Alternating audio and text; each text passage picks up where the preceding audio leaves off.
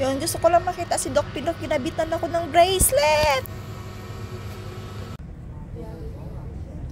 For the first time in my life abroad, nakabitan ako ng swero.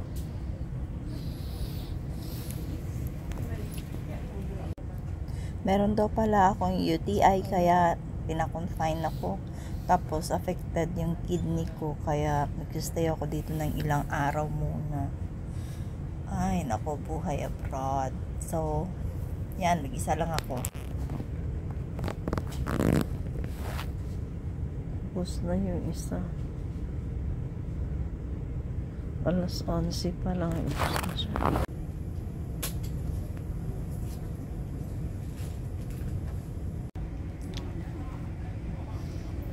Tulog. Hindi ako naiihi.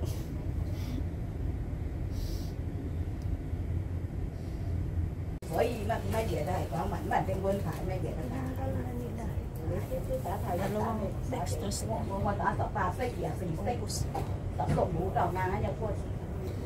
So, ganito pala guys, pag affected yung kidney mo, masakit sa likod. Tapos, nag-chill ka. Pagka sumigit yung sakit, tinawala yung epekto ng gamot. Ngayon, medyo carry ko lang siya kasi kakainom ko lang ng Panadol for pain. So, yun yung binibigay nila sa akin na for pain. Di ko alam yung antibiotic kung ano yun. Pero pag pinasok nila siya sa kamay ko, sobrang sakit, grabe. So, kain muna ako. Gutom na gutom ako. Wala akong kain kahapon eh. Laging gutom. Kain muna ako ng almond nuts. So, yun lang yung dala ko sa bag ko. Hirap na hirap akong gumalaw. Kasi sobrang sakit siya kapag bumangon ako pumunta ng CR, kailangan akong alalayan. Kasi nga, hindi ako halos makalakad. Ang hirap-hirap din gumalaw. Kaya lang ako yung tao na ayaw kong manatili sa higaan. So,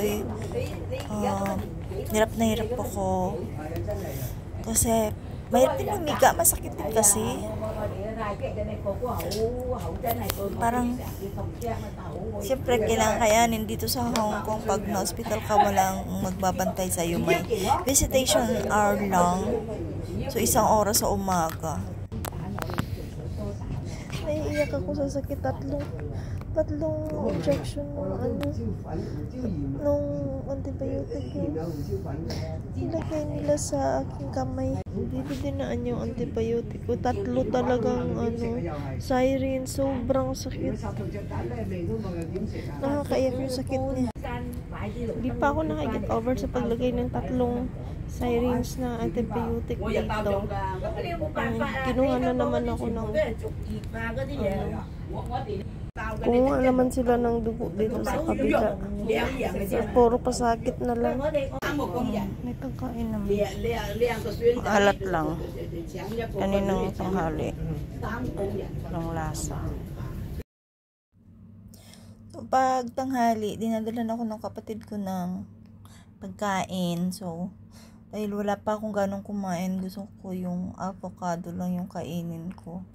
Tsaka, siyempre, konting pagkain para malamnan na yung tiyan ko. Gawa ng minum ako ng gamot. So, kailangan pilitin kumain. First time ko din talaga na parang nawalan ng ganang kumain. Ganun pala yung pagka may problema ka sa kidney.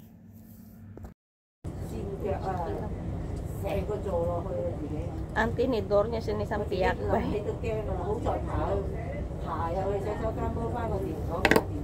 Piyak ka. Kay na 35 ka dyan, pagkakit ko 13 na. Hapon na mo.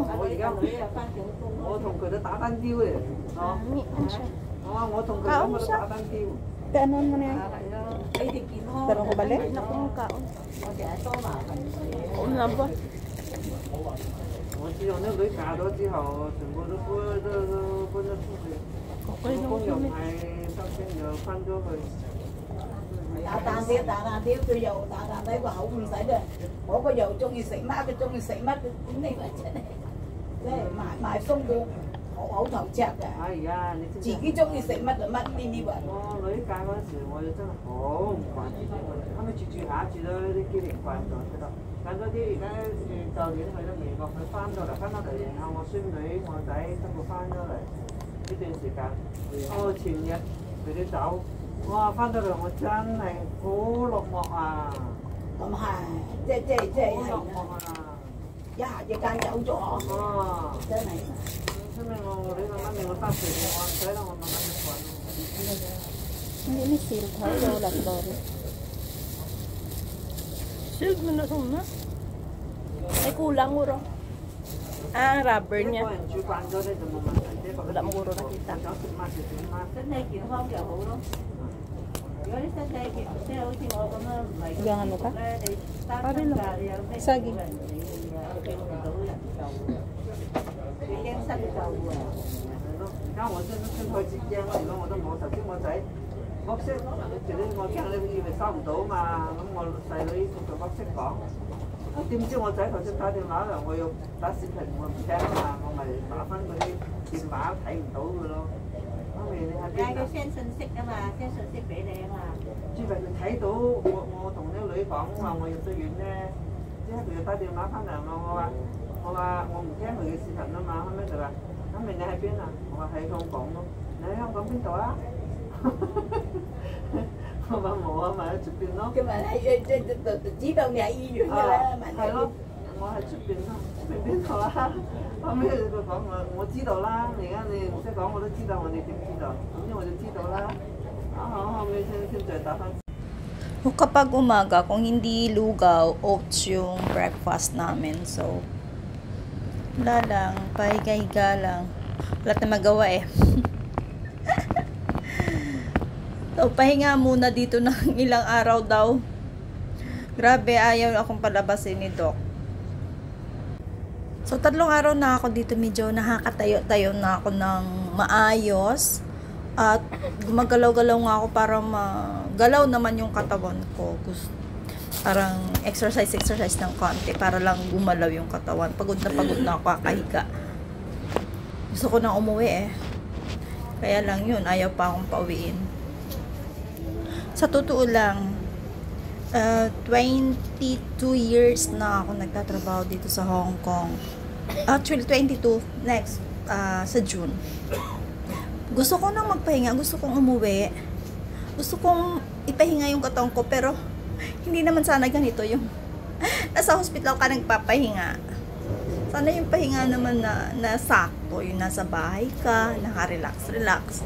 Yun yung gusto kong pahinga. Ayoko dito. So, pilit ko na lang ginagalaw-galaw yung katawan ko kasi bored na talaga ako dito. Pero may sakit pa kasi yung likod ko. So, ayaw pa rin akong pauwiin. So, inihintay ko si Doc na pumunta dito kung ano pa yung result ng test ko, kung magiging okay na ba. Kasi gusto ko umuwi. Nakakapagod na. Saka, medyo okay na. May konti na lang na kirot yung nararamdaman ko. Pero with the help pa rin ng pain reliever. God, guys. Nagagalaw ko na talaga yung katawan ko.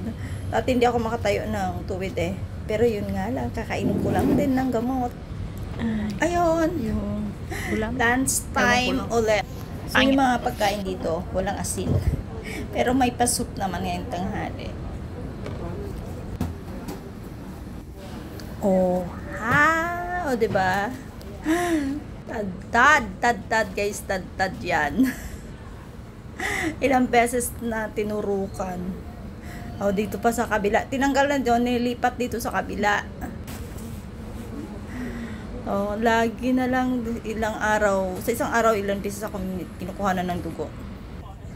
Ayun, kakausap ko lang kay doktor. Inampake ko na yung bag ko, pero wag ka, di ako papauwiin. Ayan. Nilipat ako dito sa taas. Hindi pa daw clear yung aking blood test. Marami pa daw silang nakikita. At hindi sila satisfied doon sa result ng medication nila. So, for 3 days na nasa baba ako, ayun, nilipat ako dito sa taas. So, sad to say, hindi talaga ako makakauwi. Ay, ilang araw pa ako dito. Kung maingay dun sa baba, mas maingay dito. Maraming matatanda yung mga katabi ko. Mostly matatanda. Grabe. Ay, medyo umokay naman na ako dito. Pero ayaw talaga akong palabasin ni Doc. Kasi nga, mataas daw yung mga enzymes ko sa liver. Saka sa kidney, meron pa rin problema. So, actually, wala na akong iniinom na pain reliever kasi hindi na siya masakit. Ayan. Kahit pa paano, guys, nakaligo na rin ako sa ika-6 na araw. Kasi okay na talaga ako. Ang problema lang talaga dito is walang tulog. So, gusto ko na talagang umuwi. Kinukulit ko na yung doktor na pauwiin ako. Kasi wala na akong nararamdaman eh. I'm okay na talaga. Wala na nga silang binibigay na gamot sa akin. Yun nga lang, yung laging result ng aking blood test ay laging mataas. So, ayaw akong pauwiin. So, araw-araw may blood test. Tapos, may tawagin do ultrasound. So, ito na lang hinihintay ko. Yung ultrasound, tinanggal na rin yung aking swero. Ano ba yung swero? Basta yung pinapasukan ng gamot. So, nakakatulog. Sobrang ingay ng katabi ko. Grabe ang mga matatanda dito. Pero magagaling yung mga doktor dito. Grabe. Di mo nga lang sila makausap ng maayos gawa ng nasa public hospital. Pero titreat talaga nila kung ano yung sakit mo hanggang sa gumaling ka bago kanila palalabasin.